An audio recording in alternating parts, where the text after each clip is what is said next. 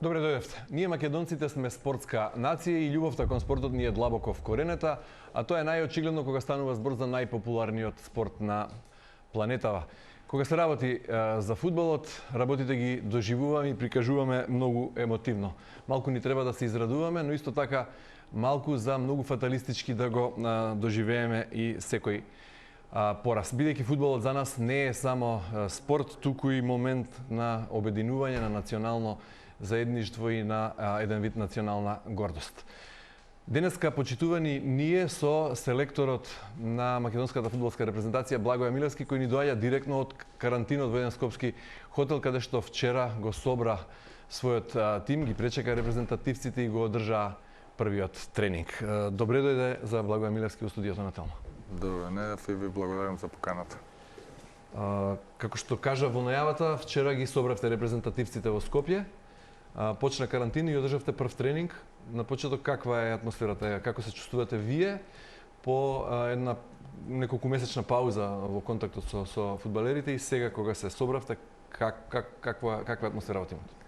Секогаш кога имаме малце подолга пауза, нели месец-два од собир до собир, искрено некако као да ми фали сето тоа, кога да ми фалат момците и едва и чекаме да бидеме сите комплет. Ни фалат уште 4 играчи кои според врските во своите клубови ќе се приклучат дел во текот на денешниот ден, дел утре, дел задутре, така да од понеделник очекувам да бидеме сите заедно.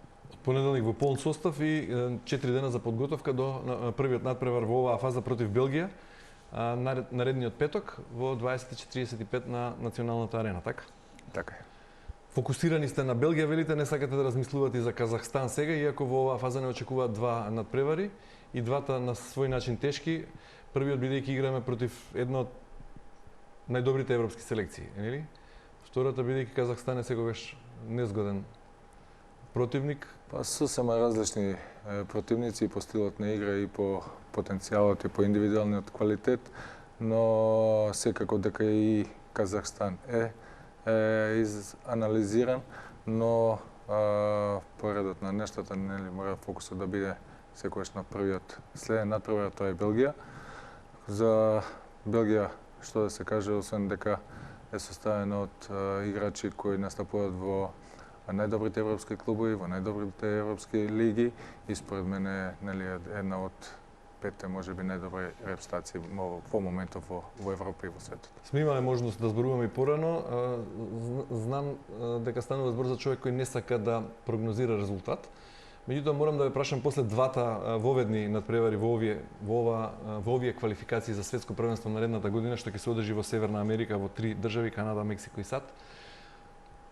Какви ни се шансите? Како стоиме? Дали можеме да зборуваме за реални шанси да оствариме уште еден сон, откако нели направивме и химна Македонија на европско првенство, сонот нашот детство, тој сон го успеавме да го реализираме. Кога станува збор за настап на Македонија на светско првенство, како стоиме? Ако еве погледнеме дека го сметнате и вие за успех воведот победата над Лихтенштајн 3:0 и ремито со Велс дома. Па секако дека сонот постои, цел постои. Стартот на овие квалификации за светското првенство 2026 не е добар, можеше да биде и одличен, иако никој не очекуваше таков настап на Македонија против Велс, но за жал испуштивме победа во последните секунди, но тоа е за нас. Иако пред 2 години имавме историски настап во тој бараж за светското првенство како второпласирани во групата во квалификациите за светското првенство во Катар. Сега сме преку Лигата на нации и настапот што го имавме во последното издание на Лигата на нации како трет резултат во Европа.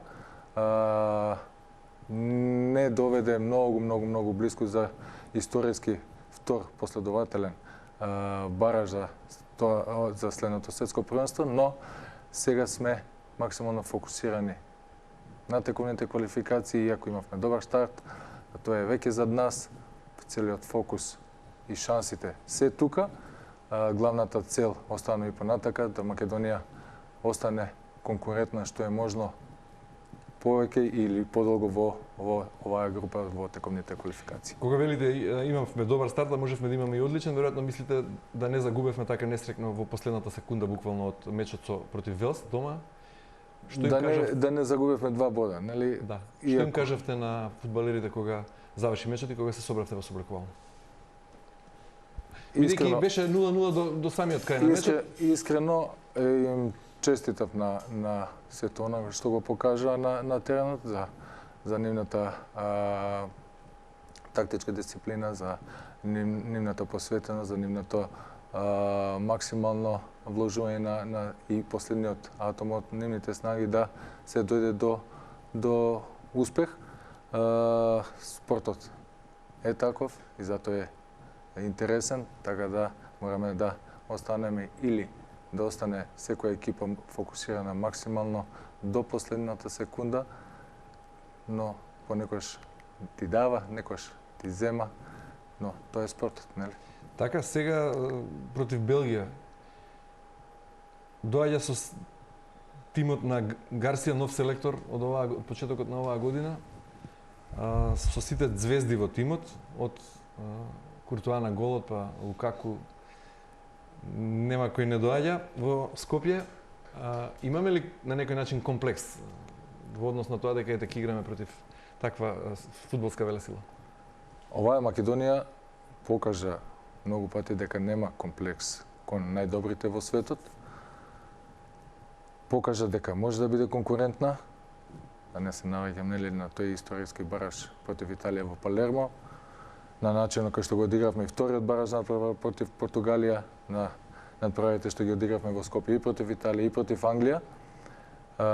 Покажа дека оваа Македонија нема респект кон никој, дека имаме почит максимален кон квалитетот на противникот и овој што ни следи кон Белгија, но сето тоа имаме исто респект и кон Лихтенштајн и сите што се учеснички репрезентации во нашата група, но тоа се пред да почне надпреварот. На самиот надпревар нема респект кон никого и максимален напор да се дојде до позитивен резултат. Не гледам никаква причина да не биде тоа и против Белгија. Или ако го симплифицирам вашиот одговор во една реченица, против фаворитите Македонија може би игра и подобро отколку против тимови кои важат условно кажано за послаби од нас.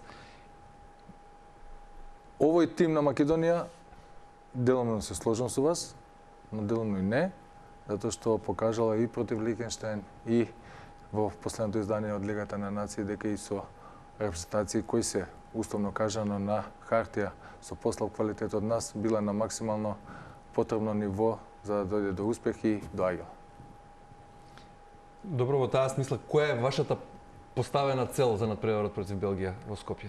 Нерешен резултат, веројатно мора да поставите цел и ако не сакате да прогнозирате, веројатно тимот ќе го подготвите стратегиски и како тактика и како процес да одговорат на некој предизвик. Што е за вас успех, односно која е посекуваната цел нареден петок? Тимот никогаш не го подготвуваме за да дојде до нерешен резултат или некој си резултат, него секогаш главна цел на нашиот тим е да излече максимално што е можно од секој надпревар. Значи тоа е победа. Значи на секој надпревар влегуваме со цел за да го победиме надпревар, да победиме на тој надпревар, но самиот надпревар што ќе ни донесе, тоа никој не може да го предвиди и да го знае пред самиот почеток или секогаш нели доаѓа кога ќе се заврши надпревар, доаѓате до она сознание дали сте успеале во тоа што сте го зацртале пред надпреварот или не. Дали е само новинарски впечаток или реален факт дека јунската фаза на квалификација или јунските надпревари на репрезентацијата одат послабо, потешко отколку оние во март и оние на есен? Сосема се сложам со вас и тоа е така. Зошто? Тоа е друга тема на разговор која е малце пообемна. Факт е дека мораме да го смениме тој јунски менталитет наш. Факт е дека мораме да бидеме ментално на многу повисоко ниво него што бевме на прошлите јунски собори, зборам 2023 2-3 години наназад, ако сакаме да бидеме на ова ниво што изискува од нас едни квалификации за светско првенство. Селекторе, ве молам за кус одговор. Што му недостига на јуни како месец? Зошто фудбалерите би биле помалку мотивирани во јуни отколку во другите квалификацијски месеци? На јуни како месец не му недостига ништо, но на нашите спортисти генерално и на фудбалерите ќе се задржам, не недостига таа ментална подготовка, индивидуална ментална подготовка, мотивација, физичка исто подготовка, за да бидеш максимално подготвен психолошки и физички за еден таков надпревар кој што изискува еден квалификацијски надпревар. Дали е Белгија, дали е Казахстан, дали е Лихтенштайн, без станува збор за разлика. речиси истиот состав. Со мали промени имате еден дебитант сега за мечот и неколку играчи кои недостасуваат поради повреди или поради други причини, меѓутоа генерално истиот е костурот на тимот. Зошто во март успеа со Велс да дадат максимум, па да извлечеме реми, можеби требаше и победа, или во септември да ги совладуваме противниците, а во јуни да не можеме да одговориме толку на предизвикот. За овој јуни се уште не знаеме, се надевам дека за минатите 2 години ќе се смени нашиот перформанс од минатите години. Стоштени сте? Станува збор за но тоа е нормално да дојде до истоштеност, до измореност и психолошка и физичка кај спортистите, затоа што е крај на спортската година или на фудбалската сезона во сите лиги, но од друга страна професионалците секогаш наоѓаат начин да се издигнат, наоѓаат начин како да останат подготвени и фокусирани за уште наредните 10 дена. Се надевам дека нашите фудбалери ќе бидат и по она што го видов веќе на вчерашниот тренинг, се веќе на добар пат да бидат на потребното ниво што се бара од нив. Кусо само за Казахстан, зошто незгоден противник? Поради вештачката трева, теренот таму, климата друга или генерално таков тип на противници како што е Казахстан со и како менталитетот нивни е на највисоко ниво, агресивност, динамика на преварите што ги играат, генетиката нивна ни дава да информации да бидеме, мораме да бидеме на и повеќе од нашиот максимум ако сакаме да имаме позитивни резултати и на тој надпревар. Кога станува збор за сонот нашо детство, Македонија на светско првенство, моментално на 68-та позиција на ранглистата на ФИФА. На ова светско првенство, не знам дали е зголемен бројот на репрезентации кои ќе учествуваат, од 32 на 48 се зборува, меѓутоа и тука не сме меѓу тие први 50 на репрезентации во светот. Реално, имајќи ги предвид сите околности, сите слабости, сите предности, талентите во нашиот фудбал, спортската страст, жарот, амбициите, сонот, меѓутоа и оние недостатоци кои како инфраструктура пред се и како мала нација, како менталитет можеби ги имаме. Какви ни се шансите да на оваа генерација да го исполни својот сон? Можеби се повторувам во прашањето, меѓутоа што недостига за Македонија да биде поквалитетна европска фудбалска сила? Малце покомплексно ова прашање, затоа што генерално ние сме лимитирани со тој избор на квалитетни играчи, ростерот на квалитетни играчи кој може да биде конкурентен во европски рамки не е лимитиран. Ја би почнал, да, секако таа инфраструктура и градењето или стварањето, создавањето на млад играч не е само од фудбалски аспект, не е инфраструктурата, него и целото социјално окружување. Тука како градење на менталитетот кој мора да се гради нели од најмала возраст. Се уште немаме победнички менталитет? Па делумно ние работиме на тоа, делумно покажуваме дека сме на добар пат, но кога ќе погледнете наназад, полека ја губиме таа база на млади играчи кои надоаѓаат и се надевам дека час поскоро тоа ќе се смени. На клубско ниво ќе бидеме многу поконкурентни и во европски рамки, во тие евроквалификации или еврокупови што настапуваат нашите играчи, дека акцентот нашите клубови ќе ќе го имат на создавање на собствените бази на млади категории, каде што подосна ќе имаме ние и генералната база на млади фудбалери кои што ќе црпиме ние како репрезентација. Еве има промени во Фудбалската федерација на Македонија, во раководството. Почнаа ли работите да се менуваат во тој правец, со оглед на тоа што бројот на играчи од домашното производство, од домашното првенство не се менува низ годиниве? Тоа е еден, двајца, не знам колку има во овој состав од домашната лига. Моментално имаме двајца. Фудбалската федерација веќе почна со своите активности и промените што пробува и веќе ги имплементира, нели со имплементирањето и на ВАР системот од следна сезона ќе имаме доста поквалитетно првенство со скратувањето на лигата од следното првенство од 12 на 10.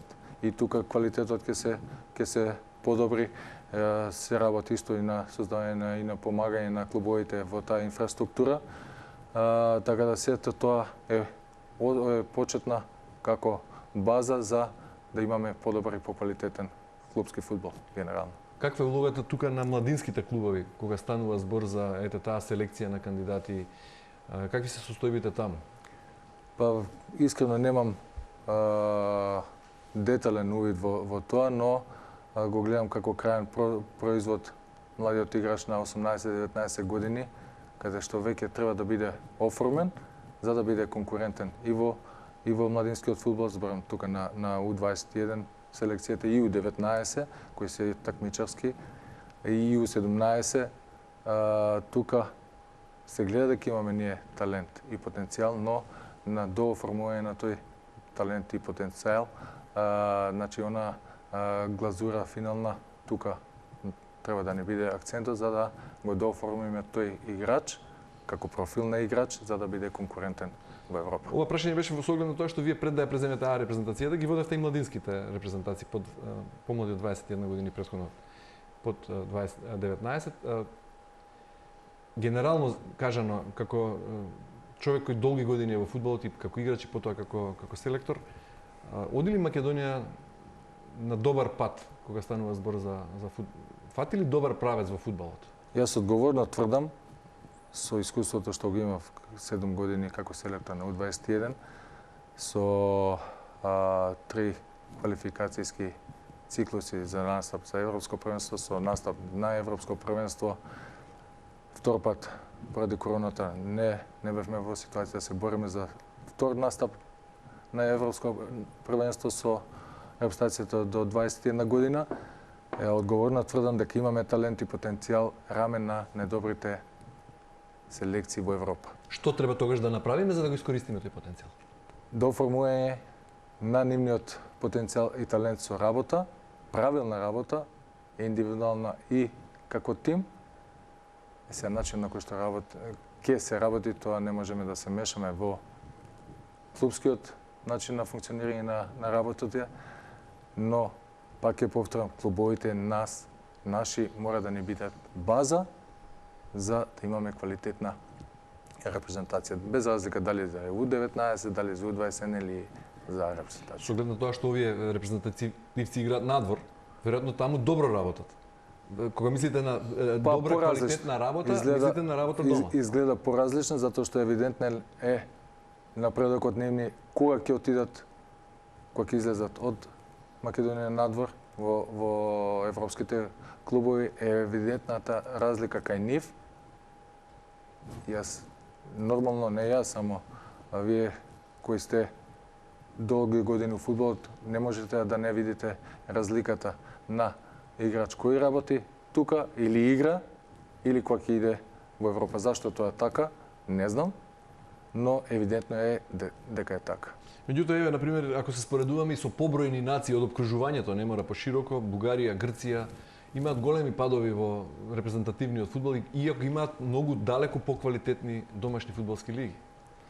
Добро, таму има, мислам, клубскиот фудбал е на повисоко ниво и со поголеми буџети и финансиски многу подобро стојат од нашите, што им дава можност да земаат и квалитетни странски засилувања, што се однесе до клубскиот фудбал, но јас пак ќе повторам дека ние мора да бидеме сконцентрирани и интенцијата да ни биде да даваме шанса на што повеќе домашни играчи, да создаваме што повеќе домашни играчи, за да клубовите ни бидат со сопствени бази на млади категории конкурентни, за подоцна да бидат и конкурентни за да бидат во некоја од И репрезентацијата. во оваа смисла за која зборувате повеќе работа на домашен план, одат ли работите во добра насока со оглед на тоа што завршува едно прилично турбулентно фудбалско првенство?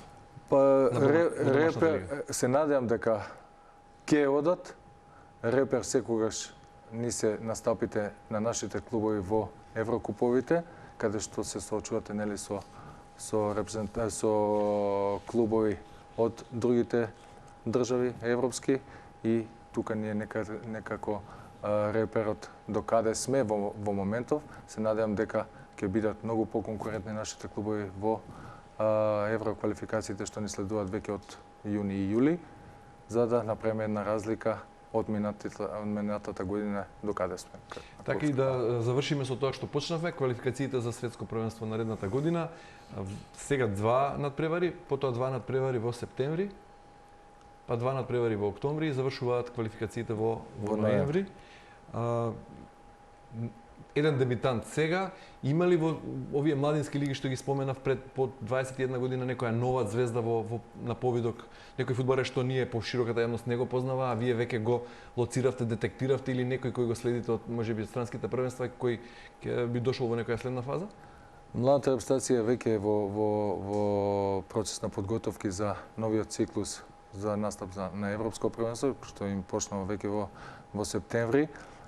Подетална слика ќе имаме кога ни стекот на тие квалификации за да излеземе со некој поконкретен одговор дали некој има потенцијал во моментот, дали потенцијал за А репрезентација, што се однесува до минатата генерација, веќе тројца имаме вклучено во работата со тимот.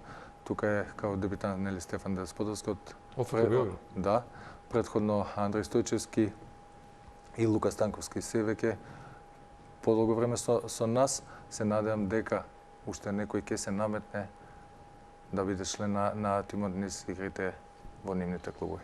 Ако не успееме преку квалификациите со оглед на тоа што во нашата група ги имаме Белгија, Велс, Казахстан, имаме шанси преку Лигата на нации? Па со перформансот и резултатот што го стваривме во минатите Лига на нации, како трет резултат во Европа генерално од сите групи,